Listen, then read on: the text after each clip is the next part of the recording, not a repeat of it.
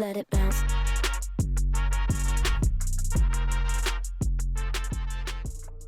All right, on a final note, before I'm going to say one last time, I'm not here to teach you how to be a great salesperson, but we are going to dive into just a little bit of salesmanship and tactics and strategy that I want you to make sure you follow. It's not that anything I'm about to tell you is brand spanking new. It's the fact that if you're anything like our team, even though if you're just going from that target zone to one ring out, anytime you go into doing something brand new, it just throws you off your game, and you're going to start doing some things that you typically wouldn't do in your day-to-day business. And so I just want to not necessarily teach you some new aspects. I just want to remind you of some things and give you a couple cool stories from our own background in the meantime. So the first thing I want you to understand is, remember, if you're in the sales game, you already understand this, but decisions are made first on emotion and then justified with logic. If you're in sales, you've heard this a million times. The reason why I'm bringing this up is a lot of times when you start these new referral partnerships, for some reason, because it's not your typical customer, you might forget that and you might just go straight to the business.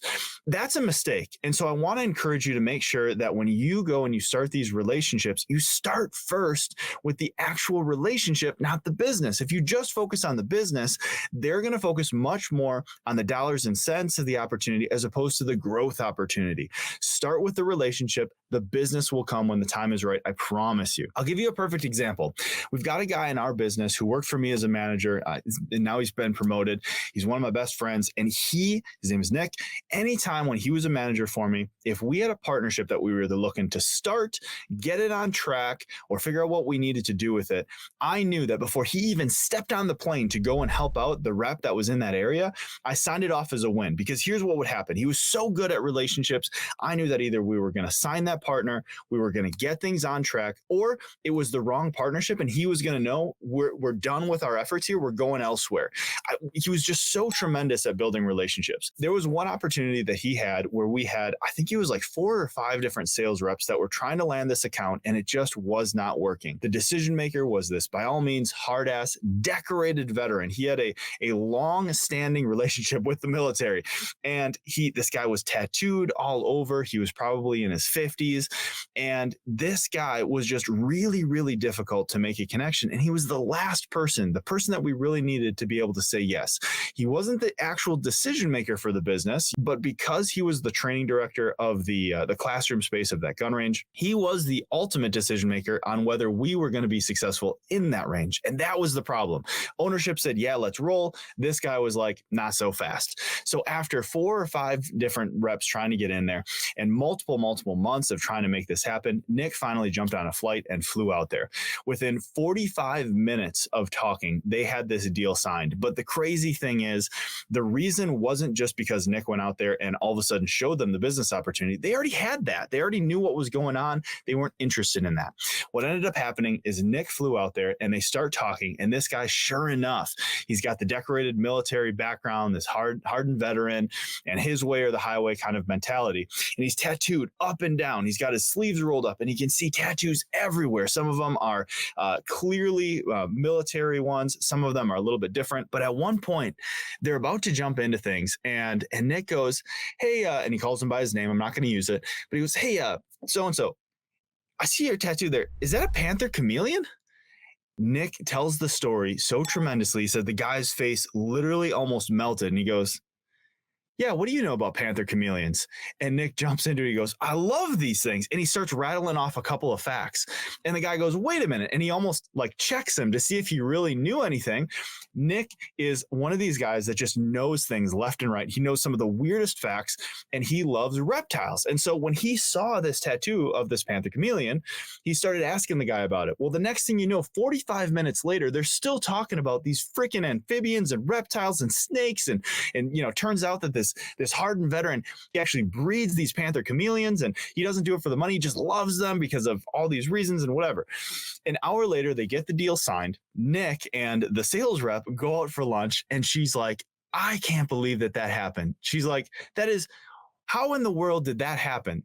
How did we get this deal signed? It's been 4.5 months that me, the 4th or 5th rep, has trying to sign this deal. And you got it done in an hour. You're not even from here. I'm local. How did this happen? And he's like, well, what do you think it was? And she goes, it was the damn reptiles, wasn't it? He goes, it was the damn reptiles. He said, when we started a relationship with them, we started talking about business opportunity first, which meant every single time they had a question, they went directly into business opportunity and does this favor us? He said, instead, he goes, when I went in there, my intent was specifically to find a way to connect with them on a relationship side. And so when we found a way to get in with them, yeah, was it a lucky chance that the guy had a tattoo of a chameleon and Nick knew a shit ton about yeah, absolutely, that was great. But it was specifically because he taught that rep that day, because he focused first on finding a way to create a relationship. The business came afterwards. So I'm going to tell you right now, don't forget about that. I'm sure you've got stories like that from your own business aspects, or you've heard of stories like that in the past. You want to focus first on building a relationship. Once you build a relationship, I can't tell you how much easier it becomes to be able to get business done. The other thing, I am no longer surprised by how quickly a relationship is built when the other party curses first. I know this might sound foreign to you, but I'll give you another example. So there was this range that we were, let's call it courting, right? We're trying to sign the deal with these guys. It is one of the most tremendous ranges I've ever been into. I mean, it is literally like a country club. It's one of the biggest cities in America. It was the biggest cities in state. And so I flew out there to help the local rep a couple of years ago. And when I flew out there, again, just like the story with Nick, my biggest thing is I know that if we can make this fun, there's a much higher likelihood of us being able to get in with them from the business aspect. And so the person who's showing us around the range, he's one of the minority owners of that range. And he served as I think it was like 20-year veteran on the police force of this really large metropolitan city. And so one of the things that I asked him was, I'm not going to use his name, I almost did, but what made you decide to leave the police force, the fill in the blank city police force, and open a gun range? And he's giving us this tour. We're not even 3 minutes into it. He stops, he pauses, he turns around, looks at me, and he goes, Mike, I wonder that every fucking day. and he chuckles, I chuckle, and we start walking again. And he continues to tell me the story of his transition from the police force into private security, being able to run this private security firm with now hundreds of private security people, the fact that they needed to be able to train these guys, and how that all rolled into him leaving the police force, running the personal security, and now running this big gun range. And it was just a tremendous story. And I can tell you, fast forward to about 2 hours later, we had the deal signed. And this, again, was one of these tremendous opportunities that was just a really, really big opportunity that we had been working on for months. But when someone was able to come in, back up the rep who was already there, which is, a whole nother thing on leadership and management, but back everything that the rep was saying, but focus first on finding a way to grow the relationship by being interested in the person that was there, that was running the business, and the background of them and their business. The business side of things just went swimmingly. It made it much easier. The partnership made sense because they trusted us, that we actually cared about them, not just the dollars and cents we were going to get out of the relationship. And now 5+ years later, maybe not quite 4+ years later, that relationship is still tremendously strong, and it is one of our top partners in the country. And it all started with me just asking a simple question. What made you decide to start getting into the gun range thing? And the guy turned around, he cursed. And by that point, I just knew that things were off to the races. I can't tell you, if the other party curses, and it's not like, they're a potty mouth, it's the typical conversation that most salespeople have. Most business people are not so clean cut that they're not cursing. And so I'm not telling you that you should be the first one. I'm actually not recommending that at all. But if you are talking business with someone and you start with the relationship first and you hear them curse, that's not an open invitation for you to jump to that same level. If they're dropping F-bombs, I'm not telling you should jump up there too. But know that when the relationship gets to a point where it's still professional and a couple curse words are being thrown around, it's just silly how often that stuff builds relationships, because it's almost as if they are inviting you from a trust aspect. They're starting to get a little bit out of their business zone and more into the comfort zone. And now you're starting to build those relationships. Do with that as you will. Again, Again, I'm not telling you that you should be the first person to go out there and start dropping F-bombs. I don't recommend that. Be the professional. But I'm telling you, if you can find a way to break someone out of their typical day-to-day, raw business self and get a little bit more personal, what are some ways that you can figure out how to do this? When you want to try to crack that eggshell, if you don't already have a play-by-play that's working for you as a business person, there's a couple things that I'll give you that could just be helpful. Number one, find out if they are local. If you find out if someone's local, a lot of times you're going to find some similarities really, really quickly. You can start asking about specific things, and you can ask them about, if they're local, but do they live in this particular town? Are they from that town? Have they been there forever? You never know. I mean, I'm sure you've met plenty of people in the past that you find out, oh shit, I went to that high school as well, or I was a part of that soccer team too, or those sorts of things just organically happen. So very, very easy thing to remember. Find out if someone's local. If not, where are they from? What got them to move? All that stuff can be easy conversation. The second thing, start by getting to know who they are and what got them into their profession. If I were to ask you right now, whatever it is that you're working in, whatever type of business that you're in, if I were to ask you what got you into that, I would venture to believe that there's a story there. Very, very rarely are you going to find someone who is in a profession that is a professional. They're that subject matter expert, medium-sized business person. It is very rare that you're going to find someone who just goes, yeah, man, it's what I picked after college and here I am. So what are we here to talk about? I can't even think of a single time where that's come up in my history. So if you're able to ask someone about what got them into their profession, me asking Rick, what got you into, out of the police force and to doing the gun range thing, a lot of times you're going to find that there's a really, really good story that you're going to be able to use to build an emotional connection and then a long-term business connection. Think of ways that you can ask someone about their background and their profession.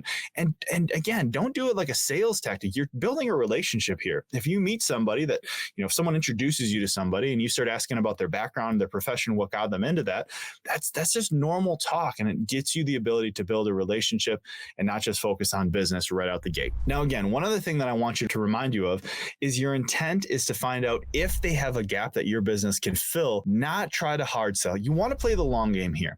Now, there is absolutely a second side of this. The pendulum can swing where all you're doing every single time you go in is you're trying to build this relationship and you never actually get down to the business. I'm just going to assume that you are the professional and you understand that eventually the time comes where you have to switch into business mode and start getting some shit done. But first and foremost, I want to make sure that you are focused on the long game. Just because you don't get someone to commit to a referral partnership that first day that you meet them doesn't mean that it's a failure of a meeting. You want to start with the emotional relationship first and then get to the business. Once you identify the gap, now we can talk business. Own as much of the experience as you possibly can. You want to make sure that when they're like, yeah, let's do this, let's start moving forward, that you own that experience so that their customer is passed over to you as quickly as possible, and make sure that you decide what that handoff process looks like so that you get that person to you as quickly as possible so that you can start that relationship with that customer without having your new referral partner having to do most of the heavy lifting. Outside of that, pretty much everything is going to just come down to the specifics of your business.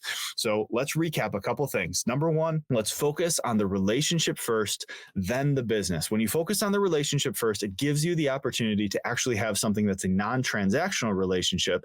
And more often than not, if not every time, if you can create a personal relationship with someone, that is the start of a tremendous business relationship afterwards. So start with finding out what their interests are. And if you can create an emotional connection first, that's going to do well. The second thing, just a very tactical thing. If you find someone who's a true professional that fits that subject matter expert, medium business, if you find someone like that and they drop a couple, curse words in their conversation with you, it's almost like a little flag goes up in my brain going, okay, the trust factor has come into play. The wall has kind of lowered a little bit. And now we're building that relationship. Again, you don't have to expect it to happen, but just be aware of it. It's something that I look for. So if someone's cursing and just dropping a couple curse words in their day-to-day language when we're having a business conversation, I've noticed a lot more often than not that becomes more casual and it makes it much easier. The other thing is find out from them. Are they local to the area? You can start swapping local stories. You can find out about what is their background, what got them into this business. It couldn't just be that they just got into it one day because it was an opportunity. Find out what exactly it is and try to make an emotional connection there. And last but not least, once you figure out what that gap is that you can fill, and we start talking about brass tacks, we really are talking about business at this point.